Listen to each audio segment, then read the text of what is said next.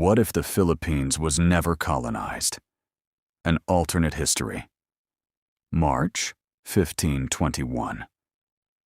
3 ships under Ferdinand Magellan enter the waters near Homenhon.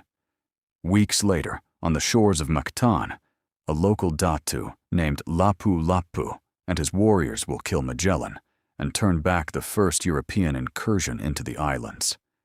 History remembers this as a delay, the first of many resistances before Spain finally took hold, decades later, under Miguel López de Legazpi. But what if Mactan wasn't a delay? What if it was the end of the story, for Spain and for every colonial power after it? This is the Philippines that might have been. What if the Philippines was never colonized? The world before colonization. What was actually here? Before we imagine what didn't happen, it's worth being honest about what already existed. The pre-colonial Philippines was not an empty frontier waiting to be organized. It was a network of barangays, rajanats, and sultanates, already deeply connected to the wider world. Butuan was trading with Song Dynasty China as early as the 10th century. The Sultanate of Sulu ran a maritime trade network stretching from the Malay Peninsula to the Moluccas. Tondo, on Manila Bay, was a thriving port polity with its own aristocracy and diplomatic ties across maritime Southeast Asia. Ties documented in artifacts like the Laguna copperplate inscription, dated to 900 CE, which shows a society already using a legal and administrative system influenced by Hindu-Buddhist Southeast Asia.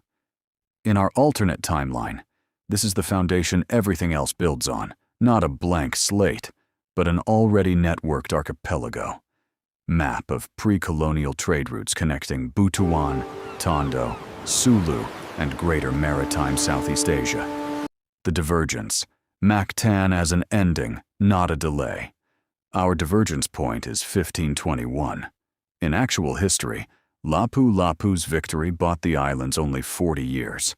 Spain returned in force under Legazpi in 1565, this time backed by better logistics, missionaries, and the resources of an established colony in Mexico.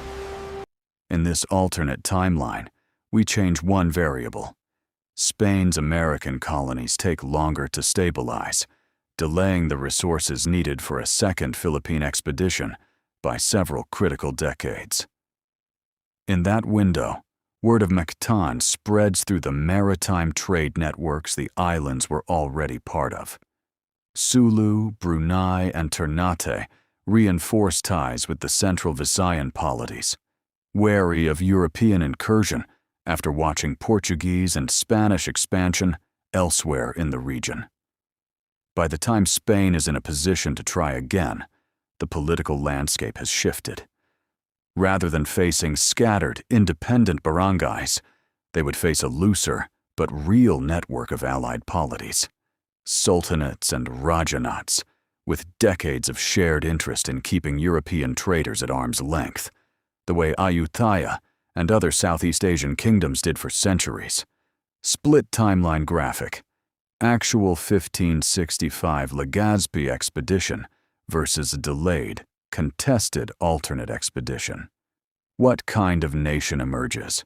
Without 3 centuries of Spanish rule, what actually develops? This is where we have to be careful.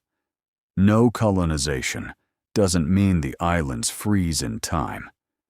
Pre-colonial Philippine society was already changing rapidly, and it would have kept changing. The most likely path, based on how neighboring uncolonized and lightly colonized states developed, is a gradual consolidation. Islamic sultanates in Mindanao and Sulu were already expanding their influence northward in the 1500s. Without Spanish intervention, this Islamization likely continues, and it's plausible that a larger Muslim polity, something resembling the sultanates of Aceh or Brunei in scale, becomes a major power across the southern and central islands. In the north, Tondo and the Kapampangan and Pangasinan trading states, already wealthy from Chinese trade, would likely have continued consolidating into a more centralized Luzon polity, quite possibly still under Hindu-Buddhist-influenced aristocratic rule, similar in structure to Majapahit-era Java before its own Islamization. Rather than one Philippines, the more historically plausible outcome is an archipelago of 2 or 3 major competing states, closer to a Malaysia/Indonesia-style political fragmentation than a single unified nation, at least initially. A shared Filipino national identity, as we know it, was in real history substantially forged by the shared experience of Spanish and American colonization. Without that shared colonial experience, the linguistic and cultural diversity of the islands, over 180 distinct languages, might never have coalesced into a single national identity at all. Speculative political map, divided archipelago, Islamic Sultanate South, Luzon-based Rajanate North. Language, religion, and culture language tells the story most vividly. In actual history, Spanish colonization introduced thousands of loanwords into Tagalog and other Philippine languages, and American colonization made English a lingua franca. In our alternate timeline, neither happens. Instead, the dominant outside linguistic and cultural influences would likely remain what they already were before 1521. Sanskrit and Malay-derived vocabulary, Chinese trade terminology, and increasingly Arabic, as Islam continues spreading through the archipelago. Catholicism, arguably colonial Spain's most lasting legacy in the islands, never takes root at scale. Instead, the religious map likely mirrors what we see in the rest of maritime Southeast Asia. Islam dominant in the south, with indigenous animist and Hindu-Buddhist-influenced belief systems either persisting or gradually giving way to Islam in the central and northern islands, much as they did in Java and Sumatra over the preceding centuries. Without the friar-run parish system that shaped town planning, education, and record-keeping in actual Philippine history, urban centers likely develop along the lines of other Southeast Asian port cities, organized around a royal or sultanate court and a marketplace, rather than around a Spanish-style plaza and church complex. Comparative city plan graphics, colonial-era intramuros versus speculative uncolonized Manila/Tondo layout. The colonial age continues around them. Here's the uncomfortable complication. The rest of the colonial era doesn't pause just because Spain fails in the Philippines. The Dutch, British, and later other European powers are still actively colonizing Southeast Asia throughout this period. An uncolonized Philippine archipelago sitting on major trade routes would remain a target. The most historically grounded outcome isn't permanent independence.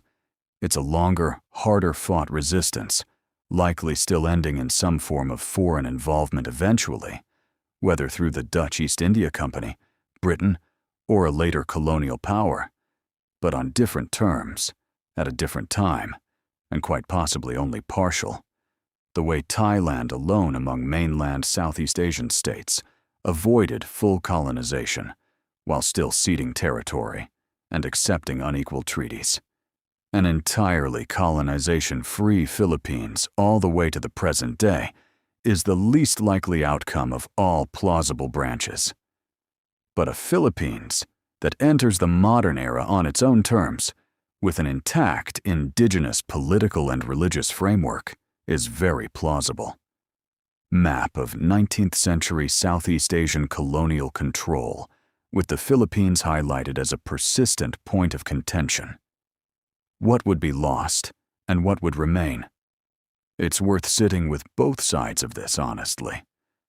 Spanish and American colonization inflicted centuries of exploitation, forced labor, cultural suppression, and violence. The Philippine-American War alone killed an estimated 200,000 or more Filipinos. An alternate timeline without that trauma is not a small thing to imagine away. But colonization also didn't create Filipino identity from nothing. It interrupted and reshaped something that already had its own trajectory: the seafaring, trade-savvy, already cosmopolitan world of Butuan, Tondo, and Sulu.